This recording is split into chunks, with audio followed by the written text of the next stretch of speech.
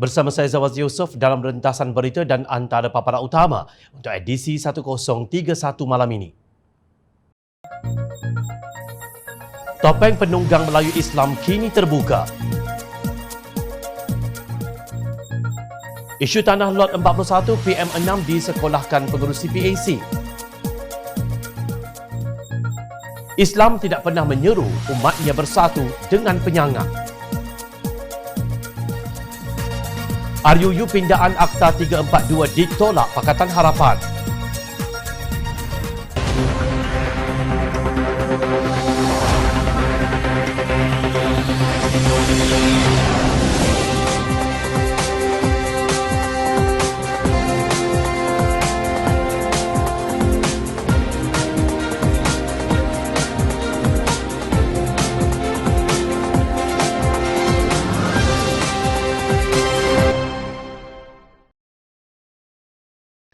Assalamualaikum dan salam sejahtera. Ahli Parlimen Shah Alam Khalid Abdul Samad mengimbas kembali bagaimana beliau diejek sebagai broker dan mahu menghalau orang Melayu apabila berusaha untuk membangunkan kampung baru. Sedangkan apa yang dicadangkan ketika itu ialah untuk menambah bilangan orang Melayu di kampung baru. Kata Khalid, berdasarkan cadangan asalnya, setiap penduduk akan mendapat kira-kira 8 juta ringgit dengan nilai RM1,000 sekaki persegi. Dengan itu, mereka boleh menggunakan wang itu untuk membeli lebih daripada sebuah rumah di tempat berkenaan. Untuk rekod, terdapat lebih daripada satu nama bagi setiap lot tanah di kampung baru. Nama-nama pada setiap lot itu layak mendapat bahagiannya untuk membeli rumah di situ. Berbeza dengan strategi kerajaan sekarang yang menyokong pemaju memaksa penduduk kampung Sungai Baru menyerahkan hak milik mereka, iaitu rumah atau flat, kepada pihak pemaju. Dia berkata pihaknya tidak membantah pembangunan semula bandar, tetapi menegaskan kerajaan hendaklah memastikan golongan susah atau marhain tidak diambil kesempatan oleh pemaju yang kaya raya. Khalid mendedahkan berdasarkan kepada satu video pemaju mendakwa mereka mendapat sokongan bekas Menteri Wilayah Persekutuan Tan Sri Anwar Musa. Malahan arahan dibuat kepada Kementerian Wilayah Persekutuan untuk menjadi pemudah cara dan perbadanan kampung baru jadi urus setia. Berdasarkan kepada satu video, pemaju tu sendiri, dia kata kalau lebih kuranglah 2-3 bulan kebelakang ini dia telah datang satu suntikan semangat yang baru, yang nampak ada light at the end of the tunnel lah lebih kurang. Kerana apa? Kerana dia dah jumpa Tan Sri Anwar Musa. Ya, dan Tan Sri Anwar Musa sokong projek dia. Malahan telah mengarahkan Kementerian Wilayah Persekutuan untuk menjadi pemudah cara. Dan mengarahkan Perbadanan Kampung Baru sebagai urus dia. Kononnya agensi kerajaan seperti Tenaga Nasional, Indah Water Consortium, IWK dan sebagainya turut menyokong dan membantu pemaju. Jika semua jentera kerajaan bantu pemaju, siapa pula nak bantu pemilik? Sehingga sampai pada tahap menggunakan Akta Pengambilan Tanah 1960 untuk mengambil tanah pemilik. Awak tak setuju, aku ambil tanah awak. Saya tak dengar UMNO atau PAS membantah, bidas Khalid. Khalid berkata demikian dalam program Siri Bicara YB Khalid Samad, Siri 136, pengambilan tanah Sungai Baru Kampung Baru, apa kata PAS dan UMNO malam kemarin. Pada 25 September 2019, Harakah Daily menyiarkan satu rencana yang bertajuk Tanah Kampung Baru, Jelmaan Kapitalis Kolonial Moden. Rencana tersebut mendakwa tanah di sekitar KLCC yang bernilai RM3,000 sekaki persegi di Kampung Baru ditawarkan dengan harga RM850 sekaki persegi dan mungkin meningkat. Kelihatan seperti ada projek mega yang sedang dirancangkan untuk keuntungan siapa. Malah rencana tanpa nama penulis itu mungkin takut kedesaman, mengaitkannya dengan kempen pemilikan rumah atau HOC yang didakwanya membuka ruang kolonialisasi kerana ia turut dijual kepada warga asing termasuk dari China dan Hong Kong yang kaya raya. Bagi saya, idea membuka pintu negara untuk memudahkan warga asing membeli hartanah Malaysia adalah idea yang sangat bahaya. Jelas ia membawa kepada kolonialisasi alaf baharu. Tambahan pula cadangan kempen pemilikan rumah HOC kepada pembeli warga asing melalui kenyataan sengal Menteri Perumahan dan Kerajaan Tempatan Zuraida Kamarudin katanya Penulis merumuskan langkah tersebut ia lebih kepada mengkayakan pemaju, bukan kepentingan rakyat, atau dengan bahasa mudah seolah-olah gadaikan hartanah negara kepada warga asing untuk mengkayakan beberapa pihak.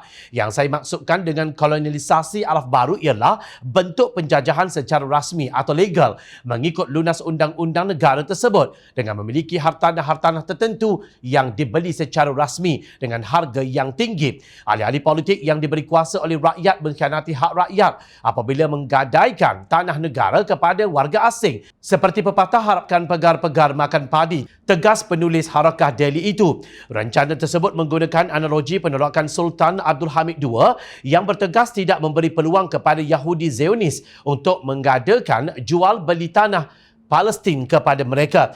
Penulis memetik kata-kata Sultan Abdul Hamid, tanah Palestin itu bukan tanah aku, ia adalah hak milik umat Islam. Cuba bayangkan sekiranya Sultan Abdul Hamid termakan dengan pujuk rayu si Yahudi Zionis. Sudah pasti Palestin itu terjajah lebih awal dengan lebih mudah. Hanya perlu sediakan kekayaan. Negara tersebut terjajah secara simpelnya bidasnya. Beliau berhujah bahawa ketika era imperialisme, mereka bersusah payah mempertahankan tanah air daripada dijajah sama ada dalam bentuk perang persenjataan atau suapan wang kekayaan kepada menteri-menteri yang murah maruahnya. Katanya dalam kolonialisasi alaf baharu pula, pemerintah sendiri yang membuka ruang kepada orang luar untuk memiliki tanah di dalam negara. Sedikit demi sedikit ia membawa kepada kolonialisasi alaf baharu. Kolonialisasi zaman dahulu bersusah payah berperang dan bermodalkan persenjataan. Neo-kolonialisasi pula perlu bermodalkan pengaruh, kuasa politik sesebuah negara. Manakala kolonialisasi alaf baru pula bermodalkan duit untuk beli hartanah dan bermodalkan kebodohan menteri dakwanya. Demikian, penulis memfitnah Menteri Pakatan Harapan menjual harta rakyat tanpa mencari sumber yang sahih. Apakah sebenarnya yang ada dalam rancangan pembangunan kampung baru yang diusahakan oleh kerajaan ketika itu? Mengulas mengenai tomahan PAS itu, Khalid berkata dahulu Pakatan Harapan menawarkan harga yang tinggi dan penduduk akan mendapat wang in advance, bukan menunggu sehingga projek pembangunan selesai. Kerajaan kini terlalu gairah untuk membantu pemaju, tegasnya. Menteri Keluarga 69 bersekongkol dengan pemaju yang menilai tanah di kawasan itu dengan harga hanya RM400 sekaki persegi. Manakala pemilik unit di flat pula diberikan pampasan sekitar RM240,000 seunit sahaja. Di mana ada rumah yang berharga RM200,000 di Kuala Lumpur. Bahawa kerajaan terlalu gairah nak bantu pemaju dan tak ambil kisah tentang masalah penduduk. Dan ada dalam kes flat, pasal yang Kampung Sungai Baru ni ada flat, ada rumah teres. Ada yang flat ni dia buat dia punya pendengaran, dia punya siasatan, dia orang bagikan penilaian satu kaki persegi RM400. Ya, ataupun kalau dalam dia punya penulisan tu dia tulis 1 meter persegi, ya, 1 meter persegi tu sama dengan 10 kaki persegi lah. 1 meter persegi sama dengan 10 kaki persegi. Dia kata 1 meter persegi RM4,000. Ya, maknanya 1 kaki persegi RM400. Ya, lalu untuk flat tu dia dapat dalam RM240,000. So kalau dia dapat RM240,000, dia nak beli rumah baru. Kat mana? Kat KL lagi tu. Kat KL ni. Mana ni harga tu mana dapat? Sedangkan tanah di Kampung Baru di bawah Malay Agricultural Settlement MAS hanya boleh dijual kepada orang Melayu, apatah lagi kepada warga Cina dan Hong Kong. Nah, sekarang menteri parti mana yang bodoh itu? Malangnya, demi kuasa PAS sanggup menerima Menteri Sengal, malah kini bersekongkol dengan gerombolan yang mahu menghalau penduduk Kampung Sungai Baru. Terselah sebenarnya kemunafikan pejuang Melayu Islam ini. Perdana Menteri ke-6 Malaysia, Datuk Seri Najib Razak nampaknya kepanasan dengan laporan Jawatan Kuasa Kira-kira Wang Negara atau PAC berhubung pembelian Bank Negara Malaysia sebidang tanah Lot 41 Kuala Lumpur daripada Kementerian Keuangan MOF. Ini kerana dalam laporan PAC mengesahkan syakwasangka bahawa tanah yang dibeli Bank Negara Malaysia daripada Kerajaan Persekutuan pada harga RM2.07 bilion pada 19 Disember 2017 itu adalah bertujuan untuk pembayaran di bawah pelan rasionalisasi 1MDB pada 31 Disember 2017. Najib dalam satu hantaran di Facebook berkata PAC membuat kesimpulan itu setelah mendakwa harga yang dibayar Bank Negara Malaysia untuk tanah seluas 55.8 ekar adalah lebih tinggi, iaitu RM2.07 bilion berbanding penilaian Jabatan Penilaian dan Perkhidmatan Harta JPPH sebanyak RM1.42 bilion. Ini sebenarnya usaha DAP untuk meneruskan propaganda yang dimainkan mereka sejak tahun 2017 sebelum pilihan raya umum ke-14, tegas Najib. Pengerusi PAC Wong Kah Woh yang juga ahli Parlimen Pakatan Harapan DAP Ipoh Timur menyelar kenyataan Najib itu. Senang sahaja PM6 untuk sebut DAP dalam jawapannya. PM6 kata ini usaha DAP untuk meneruskan propaganda mereka. Senang kaitkan DAP sahaja. PM6 dapat lepas tangan, sindirnya dalam satu hantaran balasnya di Facebook. Dan seterusnya menyelokolahkan Najib tentang keahlian PAC. PM6 perlu tahu ini laporan PAC bukan laporan mana-mana parti. PAC ada 14 ahli, 3 UMNO, 3 Bersatu, 2 DAP, 2 PAS, 1 GPS, 1 Keadilan, 1 Amanah dan 1 Warisan, ujarnya. Kah Wong berkata ahli DAP dalam PAC hanya 2 orang. Beliau menjelaskan bahawa semua 14 ahli PAC komited untuk melaksanakan tanggungjawab mereka untuk rakyat secara konsensus tanpa mengira datang dari parti mana. 3+3+2+2+1+1+1 dan +1. Jumlahnya 14. Dalam PAC kesemuanya 14 kami tidak kira baju apa kami pakai dan lambang mana kami wakili. Kami bertanggungjawab kepada rakyat dengan mandat daripada Dewan Rakyat. PAC buat keputusan secara konsensus. PAC bincang. PAC buat rumusan. PAC buat cadangan. Ini semua secara konsensus, tegasnya. Secara serius beliau mengungkit kenyataan bekas pengerusi PAC di era pentadbiran Najib Datuk Hassan Arifin yang berkata badan itu tidak perlu memanggil Perdana Menteri itu untuk memberi keterangan berhubung isu 1MDB. Mungkin PM6 tidak faham bagaimana PAC kerja sekarang. Dulu masa PM6 mungkin tak sama. PAC sekarang tidak bersikap cari makan. Jika PM6 sudah lupa, saya bantu imbaskan kembali apa yang pengerusi PAC pernah cakap masa PM6 memerintah, ujarnya. Apa kata Hassan Arifin yang juga ahli Parlimen UMNO Rompin ketika itu? Tak perlu. Katanya dipetik Malaysia Kini 18 November 2015. Apabila didesak, beliau berkata, janganlah, saya pun nak cari makan juga. Menurut laporan, kenyataan itu dibuat apabila beliau dimaklumkan pengerusi PAC terdahulu Datuk Nur Jazlan Mohamad mengakui mungkin memanggil Najib membantu siasatan isu 1MDB jika dirasakan perlu. Namun selepas kenyataan nak cari makan itu tular, beliau menyifatkan mana-mana portal berita yang menyiarkannya sebagai tidak beretika. Kah Woh juga berkata pengerusi PAC sekarang tidak menyunting laporan PAC yang telah dipersetujui bersama dan muktamad. Jika PM6 sudah lupa, saya bantu imbaskan kembali laporan Malaysia Kini di bawah masa PM6 memerintah, katanya. Beliau menunjukkan laporan Malaysia Kini pada 19 April 2016 yang memetik kenyataan anggota PAC Tony Phua bahawa Hassan Arifin telah menyunting laporan PAC mengenai 1MDB tanpa kelulusan jawatan kuasa berkenaan. Tony Phua mendakwa Hassan Arifin telah menghapuskan ayat dalam laporan itu mengenai firma Good Star Limited yang dikaitkan dengan Jolo. Menurut beliau, ayat yang dihapuskan berbunyi Bank Negara Malaysia. Dimaklumkan secara sukarela oleh pihak berkuasa negara itu bahawa Good Star Limited adalah sebuah syarikat yang dimiliki oleh individu yang tidak mempunyai kaitan dengan Petro Saudi Group. Ayat berkenaan katanya diluluskan oleh semua anggota PAC dalam draft kerja mereka. Namun ia tidak muncul dalam laporan akhir yang diterbitkan. PAC diberitahu 1MDB telah mengalihkan dana yang berjumlah $700 juta Amerika bersamaan 2.6 bilion ringgit ketika itu yang bertujuan untuk usaha sama dengan Petro Saudi ke dalam akaun Good Star tanpa kelulusan lembaga pengarah 1MDB. Kami profesional, jangan cuba memperlekehkan kami. PAC sekarang bukan macam PAC masa PM6 memerintah. PM7 tak campur tangan, PM8 tak campur tangan, PM9 tak campur tangan. Tak faham lagi saya boleh jemput PM6 datang ke PAC setiap kali PAC bersidang. Sekiranya kelulusan boleh diberikan oleh speaker. Tapi jika nak datang, jangan 1-2 hari sahaja. Kena belajar bersungguh-sungguh setiap minggu, setiap hari. Jika PM6 ada masa luang, tak turun naik mahkamah, katanya. Kahwa juga menjawab soalan yang dibangkitkan oleh Najib berhubung penilaian tanah oleh Jabatan Penilaian dan Perkhidmatan Harta JPPH. PAC profesional. PAC bergantung kepada penilaian JPPH, bukan penilaian swasta semata-mata, ujarnya. Beliau memberitahu Najib supaya menghubungi pihak JPPH untuk mendapatkan pengesahan jika tidak bersetuju.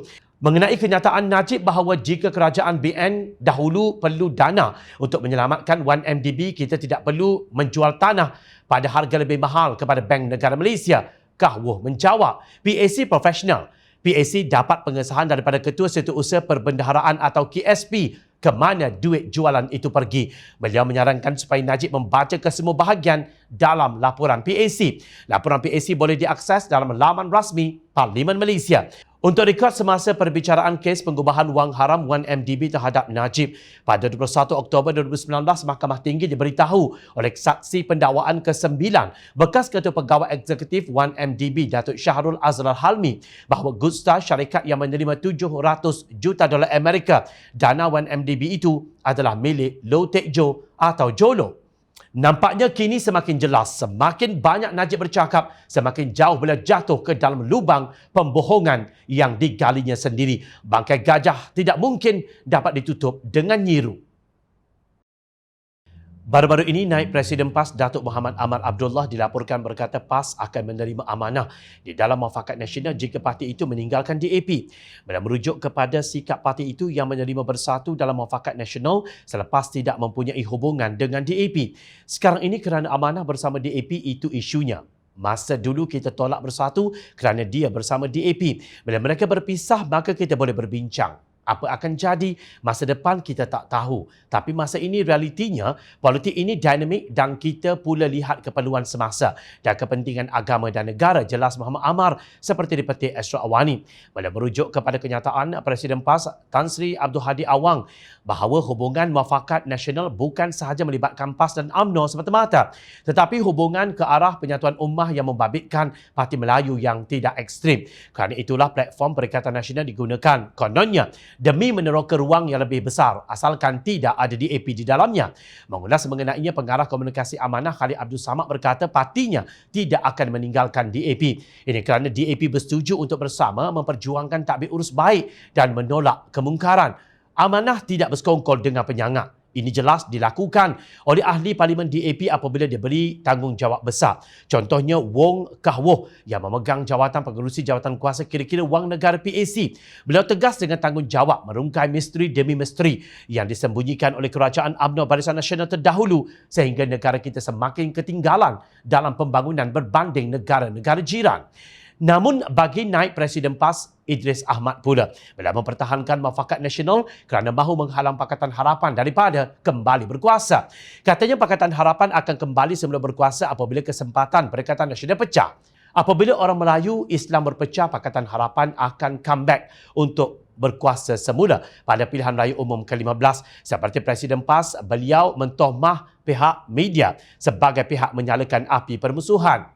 Sebelum itu, ejen-ejen media sedang memainkan peranan untuk memperandakan perpaduan di kalangan ummah di negara kita. PAS tetap akan menjadi pendamai antara UMNO dan Bersatu, katanya, seperti yang dilaporkan Harakah Daily. Kononnya piagam Muafakat Ummah yang ditandatangani Presiden PAS dan Presiden UMNO itu mahu memperkasa agenda Islam, Melayu dan Bumiputera secara tuntas dalam kerangka perlembagaan persekutuan demi membangunkan negara sejahtera. Dengan menuding jari kepada media kononnya sebagai tentera upahan untuk memutar belit berita, PAS berlepas tangan daripada bertanggungjawab untuk istiqamah kepada perjuangan asal yang dipelopori almarhum Datuk Fazil Noor dan Datuk Nik Abdul Aziz Nikmat. Allah Subhanahu Wa Taala memberikan amaran betapa kumpulan perosak itu berada dalam masyarakat dan mempengaruhi kalangan yang lemah kefahamannya sehingga menyebabkan ada kalangan yang tergoda dengan permainan berita berbentuk provokasi dan isu-isu yang merosakkan umat. Dakwah Hadi dalam tulisannya di Harakah Daily 9 Disember. PAS dan UMNO memang tak kisah kalau tak betul. Fitnah main tembak sahaja. Takkanlah lebay bohong, sindir Khalid. Sungguh, parti manakah yang sering menggunakan media untuk membuat berita fitnah sehingga dikenakan saman puluhan atau ratusan ribu oleh mangsa apabila tidak dimaafkan? Adakah kita melihat komitmen mereka dalam isu kampung baru, penjualan arak, kegiatan perjudian, isu LGBT dan juga alam sekitar? Berdasarkan tingkah laku mereka, rakyat boleh membuat penilaian sama ada PAS berpandu kepada petunjuk Rasulullah SAW yang membawa mesej Islam memimpin di sepanjang zaman, atau PAS mengikut rentak kleptokrasi. Jika PAS ikhlas dalam perjuangan, parti itu tidak akan takut Pakatan Harapan kembali berkuasa. Nampaknya selepas 100 hari kerajaan, keluarga 69 Datuk Seri Ismail Sabri Yaakob ingin memberi hadiah dengan nilai maksimum RM1 juta kepada rakyat. Namun Pakatan Harapan dan rakyat menolaknya dengan keras. Penolakan ini dijelaskan oleh Setiausaha Pakatan Harapan Datuk Seri Saifuddin Nasution Ismail dalam satu kenyataan. Menurut beliau, Pakatan Harapan telah meneliti secara terperinci hadiah rang Undang-Undang Akta Pencegahan dan Pengawalan Penyakit Berjangkit pindaan 2021 tersebut dan menolaknya. Walaupun satu pindaan tambahan telah dibawa hari ini yang mengurangkan denda dan kompaun bagi RUU ini, ahli-ahli Parlimen Pakatan Harapan berpandangan bahawa RUU ini tetap membuka ruang yang luas untuk berlakunya salah guna kuasa, rasuah serta amalan antara dua darjat. Memandangkan pendirian Ketua Pembangkang yang telah disampaikan kepada Perdana Menteri dan memandangkan kerajaan tetap dengan pendirian untuk meneruskan perbahasan RUU ini, maka Pakatan Harapan mengambil sikap tidak menyokong RUU ini di dalam bentuk yang telah dibentang, katanya dalam satu kenyataan. Saifuddin menggesa kerajaan, khususnya Menteri Kesihatan, untuk menarik balik RUU ini dan mengadakan perbincangan mendalam dengan Pakatan Harapan serta pembangkang UMNO agar satu bentuk pindaan Akta 342 yang lebih baik dapat digubal. Untuk rekod, Akta 342 sekarang memberi kuasa kepada Ketua Pengarah Kesihatan untuk mengenakan denda maksimum hanya RM1,000 terhadap individu yang melanggar prosedur operasi standard SOP seperti kegagalan memakai topeng muka di tempat awam. Itu pun telah berlaku pelbagai isu antara dua darjat dalam pelaksanaannya. Bahkan kalau nilainya sehingga mencapai RM1 juta. Sementara itu, Ketua Pembangkang Datuk Seri Anwar Ibrahim telah menerima memorandum daripada gerakan anak-anak muda dan aktivis rakyat yang membantah pindaan akta itu. Turut bersama beliau ialah ahli Parlimen Kuala Selangor yang juga bekas Menteri Kesihatan, Datuk Seri Dr. Zulkifli Ahmad. Mereka iaitu aktivis hadir bagi menyatakan pendirian tegas serta bantahan keras terhadap rencana kerajaan berhubung langkah melawan wabak menerusi pindaan pada Akta Pencegahan Pengawalan Penyakit Berjangkit Akta 342. Kami ahli-ahli Parlimen dari PH tidak boleh menyokong pindaan ini tak kala rakyat mahu dibuli dan ditekan oleh pemerintah, kata Anwar. Cadangan terhadap pindaan rang Undang-Undang RUU Akta 342 itu termasuk denda maksimum RM10,000 atau penjara untuk tempoh maksimum 7 tahun atau kedua-duanya bagi individu melanggar prosedur operasi standard SOP seperti gagal memakai pelitup muka serta penjarakan fizikal. Pindaan Akta 342 dibantah kerana ia dilihat keterlaluan, tidak munasabah dan boleh disalahguna atau diselewengkan. Jom Channel sebelum ini berpendapat bahawa sudah ramai yang teraniaya dengan kompaun yang bersifat dua darjat. Undang-undang yang berat, jika pihak yang hendak disabitkan itu dipilih-pilih, maka ia tetap akan menjadi dua darjat dan satu kezaliman. Sedangkan undang-undang selain menghukum, hendaklah bersifat pengajaran. Rakyat sudah bosan dengan undang-undang akhirnya bersifat dua darjat yang memangsa mereka, sedangkan pihak yang ada pengaruh tidak diambilkan tindakan. Persoalannya, adakah Akta 342 yang dipindah ini bakal digunakan untuk menghalang pilihan raya umum ke-15 diadakan dengan adil sebagaimana sebuah negara demokrasi? Rakyat sudah cukup tertekan. Ingat, rakyat sentiasa memerhati. Teruskan bersama kami di Jom Channel dan layari portal jomchannel.net untuk mendapatkan berita politik tanah air. Saya Zawazi Yusof. Terima kasih untuk perhatian yang anda berikan. Assalamualaikum dan salam sejahtera.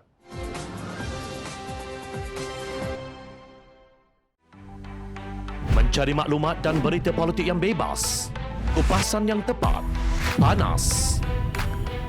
Dapatkannya secara eksklusif hanya di Jom Channel. Komitmen kami, pentasan berita Isnin hingga Jumaat. Berbicara dan isu semasa, kami garapkan secara langsung. Panel-panel berkaliber dan profesional. Interaktif, pandangan anda kami raikan. Jangan lupa bersama kami di setiap hujung minggu dalam edisi khas mingguan. Jom Channel, moving forward, sharing a new experience.